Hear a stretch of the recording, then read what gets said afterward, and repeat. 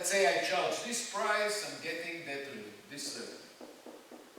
What happens if I charge this price, I'm getting this revenue. So what is the difference between them? The difference is the difference between this area to this area. So if this area is bigger than this area, you're better off with this. If this area is bigger than this area, you're better off with this price. So, and the question is how to find the one that maximizes this area. We'll do exercises like this, later in the course. But what happens? You see that when you go for a middle price, you see that you rent only this quantity, and all this quantity, 100 minus this, let's say you rent 20. So all these 80 apartments are vacant. So middle price, medium quantity, demanded larger revenue area. Monopolist does not rent all the closed apartments. Some of them are not rented. So there you have vacant closed apartment. Okay, that much.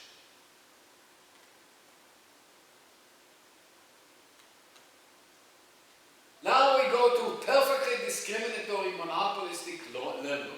Imagine the monopolist knew everyone's willingness to pay, and not only knew, he is able to discriminate and charge me different prices it charges you. By the way, let me tell you, or not with this example, but rather, let's say that you want to buy, you go to an accountant, and your accountant knows exactly how much you make, and where do you live, and how much you can afford, and different, the same accountant for the same job will charge differently. Because if he knows that my income is very high and I don't care paying a few hundred dollars more, he will exact from me. He will tell me all kinds of stories that my case is very special and he needs that, and he will charge me more.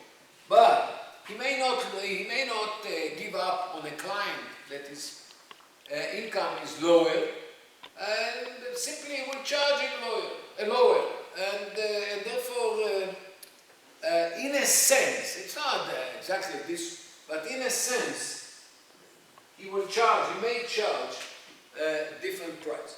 Sometimes, these days is less, but it used to be that when you go to a doctor, the doctor will tell you, sit down before I check you up, where do you live, and blah, blah, blah, get all kinds of details about you, and then the amount that you pay will depend on what he thinks you can afford. Okay? Or she can.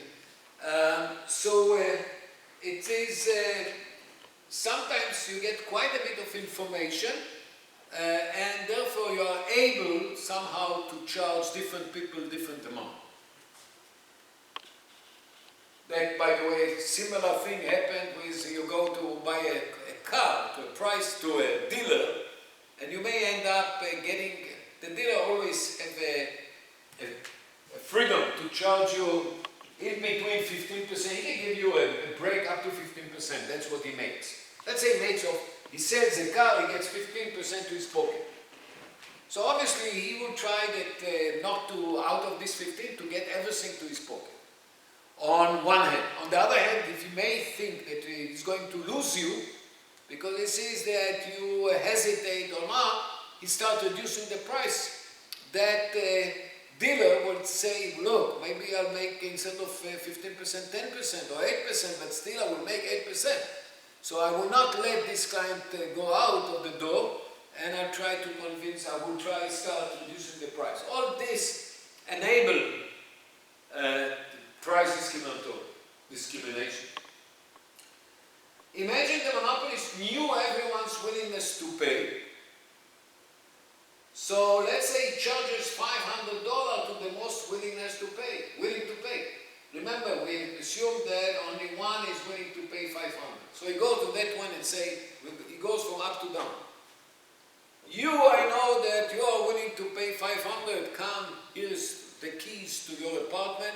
Give me $500 rent per month. Then, okay, nobody else would like to give him $500. He's not going to stay with empty, renting only one apartment.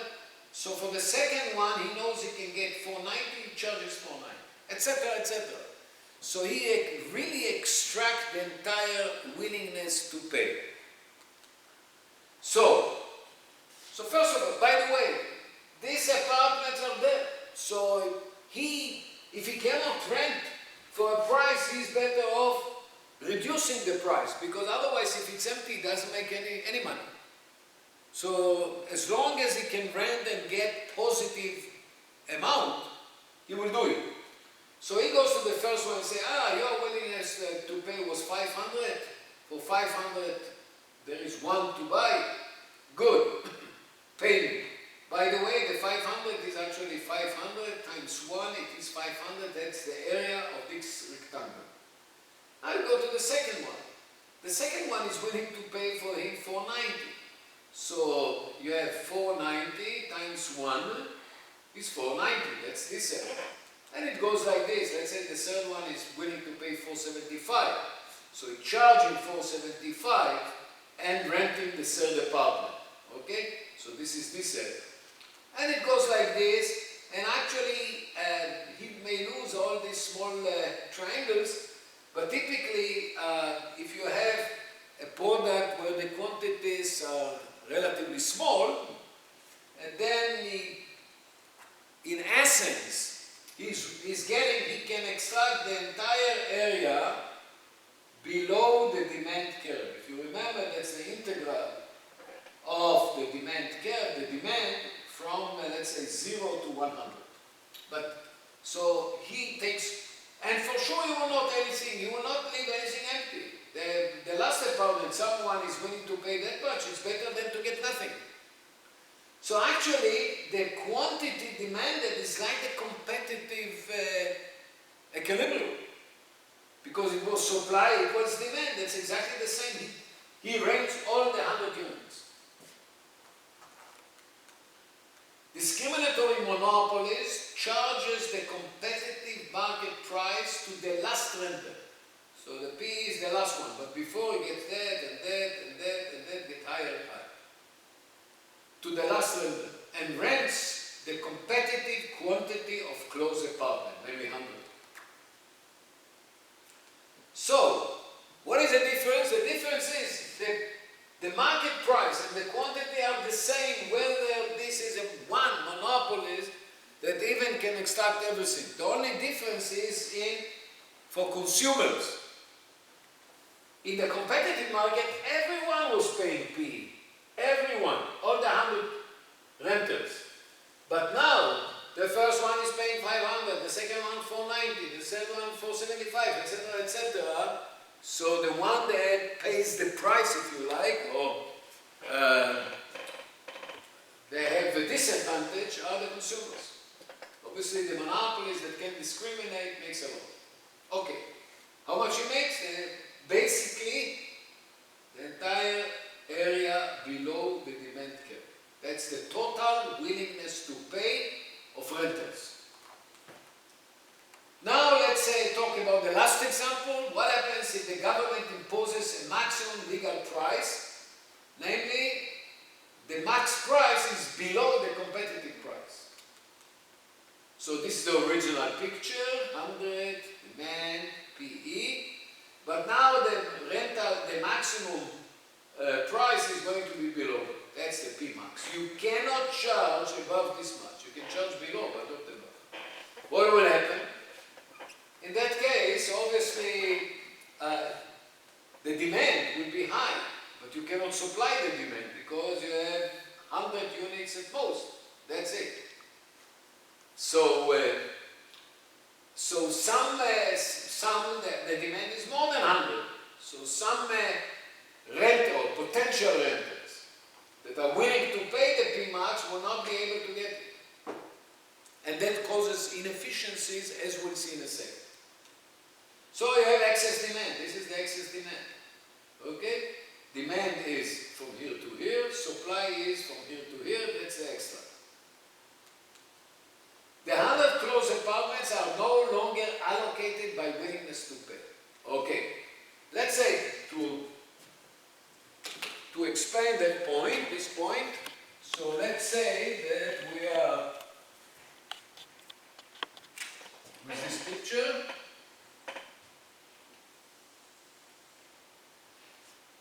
Supply was this, the market price was PE, and now there's a rental one, this was 100, and let's say that this is 120. So there are 20 potential renters that willing to pay the price, the control price, PMAT, but don't get it. So who is going to get? Who are the 100 renters that will get to rent an apartment, and who are going to be left out? That's the question. Typically, you cannot choose them by the willingness to pay. You do a lottery. It's one possibility. Okay? Another possibility is you stay in line. If you come in the morning, you open up your door at 8 o'clock in the morning. People come at 2 o'clock in the night just to be first online. Whoever the first 100 potential renters, they get it. Okay? Then you can make some criteria. Only rented only to families with a large number of members. If I'm the landlord, probably I would like to do the opposite, so to keep the apartment in better shape. But there are some criteria, exogenous criteria. So what happens is that if you do it, let's think of lottery. It may be that the guy that is willing to pay the 500 is left out because he was not selected by the lottery. So that is inefficient outcome, as I will explain very soon. Which is better? Rent control, perfect competition, monopoly, discriminatory monopoly. What does it mean better? They're better from what? In what sense better? So in the sense of Pareto.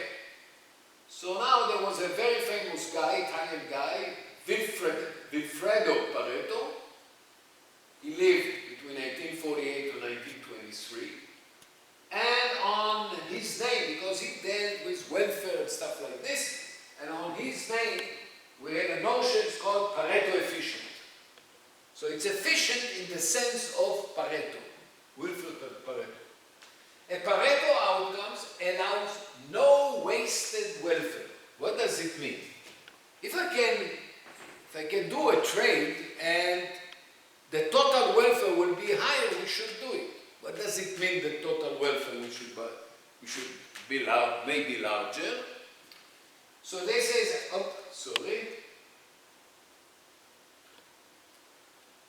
just a second. Yeah. The only way one person's welfare can be improved is to lower another person's welfare. This is efficient. Why? Because if you can make one person better off, you can improve his welfare, and also another one, then do it. Both of them will be happier. You don't hurt the others without hurting the others. So then you can improve. Then originally it was not efficient because you could improve some people's welfare without hurting the other. Or maybe I can improve everyone, make everyone better off. So if you are at efficiency point or efficient outcome, you can't do it. If you try to improve my situation, you are going to hurt somebody else's situation. This is efficient. Okay? I'm not saying that efficient is just. Okay? That is equitable. I don't claim it. Because, for instance, if you give me everything to me, nothing to everyone else, it's also efficient. Because in order to improve one of you, you have to take from me. So you make me worse off. In which case it's efficient. I.e., the only way one person's welfare can be improved, let's say I get everything, you get nothing. So how to improve you? to give it to you, but from where? You take from me. Is to lower another person's welfare. So this is efficient but really unjust. So, but all things related to the equitable or justice, it's not part of this course, but it's very, very important subject. Okay. So the main thing that we focus here, just efficiency, not more. Here's an example of inefficient. Jill has an apartment, close apartment. Jack doesn't. Jill values the apartment at $200. Jack willing to pay $400 for it, but he didn't get it. Jack that wanted to pay up to $400 got nothing. Jill got the apartment, but because of a lottery, but let's say, the value of his apartment is 200. Now I'll show you how I can improve both Jill and Jack. Jill could sublet the apartment to Jack for $300. So Jill will be very happy. The value of the apartment that is now renting is 200. If you give him 300, he is very happy, as if he made $100. The value for him was 200, now he gets 300. Jack is also going to be very happy. Why? Because now he gets an apartment that he values 400 and pay only 300. So the value of the deal to each one of them is $100. You raise their welfare by $100. So this was an example, just an economy of two, Jill and Jack.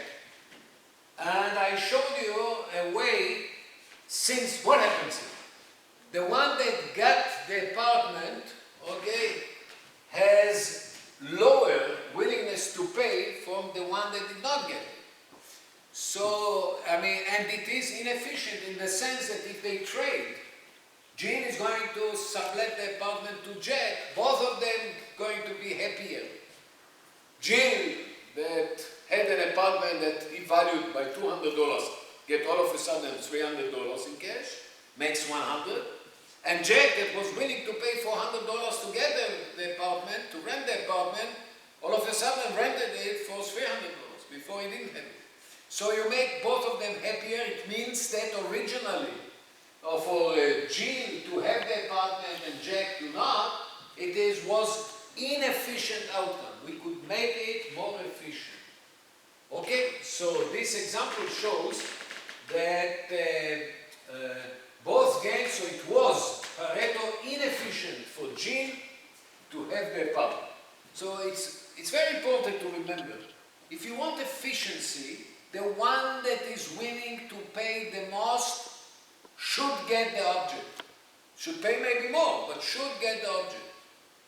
If an object is assigned to a person that is willing to pay less, you can hedge, you can make some trading between the two and make both of them happier. It's inefficient.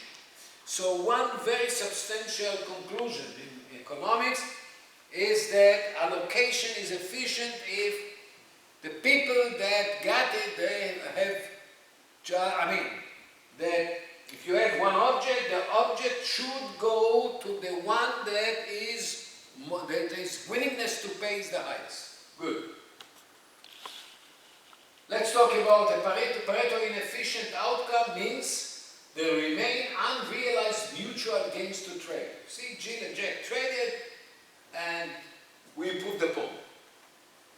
Any market outcome that achieves all possible gains to trade must be Pareto efficient. If you exhaust all the gains, you are at efficient point. It's called Pareto efficient.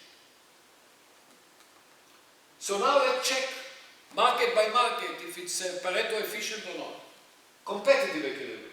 All close apartment renters value them at the market price PE or more. All other values close apartment at less than PE. So you remember, so this is our original picture, and this is the PE, this is the quantity 100, okay? So what we can say is that who gets it? This apartment goes to people that are willing to pay more than PE. Who doesn't get? Who do not get it? All people that are willing to pay, for instance, for an apartment, the next guy is willing to pay only this much. For an apartment, the next guy is willing to pay only this much, all below PE. So there is no trade. There's no. I mean, these people are not going to trade with these people, because if they want to trade from not having to having, they have to pay PE and they value it for less. So there is no gain, or it's not going to be any trade. So we exhaust, by this trade we exhaust all the gains. All close apartment renters value them at market price PE or more. All others value close apartment at less than PE, below PE. So no mutually beneficial trade remains. Actually, there's no trade, because these people that, let's say I value the apartment for 400 and this is 300, I'm not going to give it up because I'm paying 400 and my willingness to pay is 400 and I pay less, namely PE. So there's no trade will actually happen here. So the outcome is Pareto efficient. To make a trade, somebody with the apartment should trade it with somebody that doesn't have it. But the people that do not have it have willing to pay below the PE, so they're not going to trade it with a guy that value it for more. That guy will not be willing to trade this. Okay. Discriminatory monopoly. That's the second example. Assignment of apartment is the same as with the perfectly competitive market. So as much as this monopoly is really aggressive and, how to say it, too aggressive, okay? Take everything that monopolists can take, it's efficient market. Why? Because so you get the same outcome. And who is going to get it? All of them that are willing to pay more, they are getting it. Who don't, the willingness to pay less. So assignments of apartment is the same as with the perfectly competitive market. So the discriminatory monopoly outcome is also Pareto efficient. Okay? Let me just remind you about that. Here. Okay, so who gets the one that is willing to pay 500 gets the apartment, but pays everything, all the willingness to pay. The second guy is willing to pay 490, gets the apartment, but pays the 490, etc., etc. So all these people are willing to pay at least PE and more. These people that the next consumer for an apartment 101 that doesn't exist is willing to pay for an apartment is lower. And so he's not going to get it, as he's not going to trade with somebody that's willing to pay more.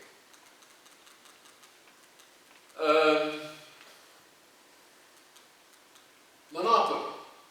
Not all apartments are occupied. So a distant apartment renter could be assigned a closer apartment, have a higher welfare without lowering anybody else. It's not efficient. Let me explain again, just to see what's going on. So again, our picture.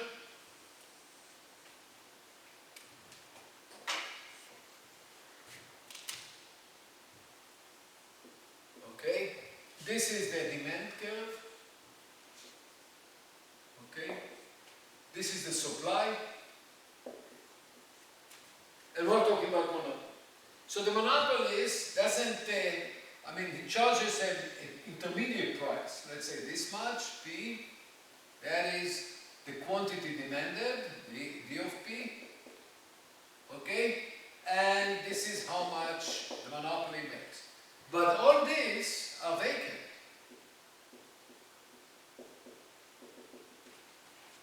So let's say BP is 60.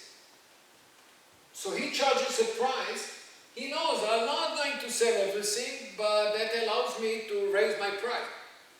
And how much I raise the price, as long as the revenue, as long as I can increase the revenue, I'll do it. So what happens? You have vacancy. Why it's not efficient? Because look, there are 40 people that did not get an apartment. The monopolist stays vacant, doesn't do anything. So give some apartment to some consumers here for free or for $1. Why not to do it?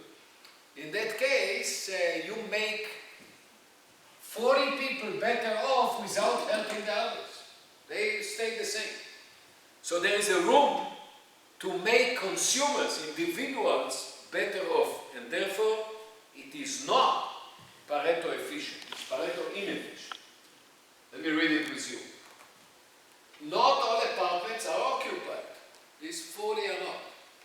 So a distant apartment renter could be assigned a close apartment. Maybe you could say, you know what, I pay $200 for the distant. I'll pay the monopolist, the 200, and I'll get a close apartment. I'll be better off. By the way, the monopolist will be better, okay? And have higher welfare without lowering anybody else's welfare. So why not to do it actually for the monopolist? Because the assumption is that he's not allowed to discriminate. So he has to charge the same price. If he allows to discriminate, then the outcome is efficient, as we saw before. So the monopoly outcome is Pareto inefficient. Okay? He could keep all the 60 as before, but allocate the other 40 to people that are willing to pay less. All these people would be better off without hurting others. So the last example is the rent control. So suppose that the government sets a price below the market price, and landlord cannot rent their apartment for higher price than the control price. So look here, if you can see, PE is the market price, demand equals supply, and P max is the rent control price, and landlord can charge that price or lower. So if they charge that price, what will happen? You have actually price given the quantity at this price will be, let's say, 120, but we have only 100 units. So there are 20 of them that are not going to get it. So if they go by, let's say, lottery, it may be the case that one that is willing to pay a lot, let's say the 500, the one that is willing to pay the highest, it may not get it. So it may be the case that the people or renters that are willing to pay very little relatively below the market price, all of a sudden will get it, and people that are willing to pay much more, they're not going to get it. In that case, it cannot be efficient. Why? Again, with the same argument, one that valued this apartment low, below the market price, then will trade, sublet it to one that is willing to pay more, and they will split the difference and will make both of them happier. So the one that has it, he was lucky to have it by chance, he will get some money, more than he's willing to pay for that rent, just got it by chance. And the one that was willing to pay, let's say 500, is going to get it and pay only 400. Both of them will make, let's say below the market price, and therefore both of them are going to enjoy gain of trade without hurting the others. So this is Pareto inefficient outcome. So we finished with chapter 1. I can post harder questions. We may answer that later on in the course. Over time, will the supply of closed apartment increases from 100? Well, it depends on some factors. Rent control decreases the supply of apartment.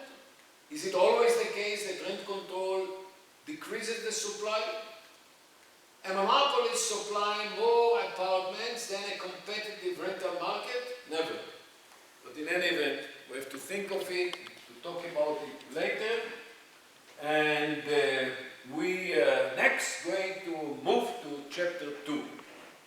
So thank you and see you soon.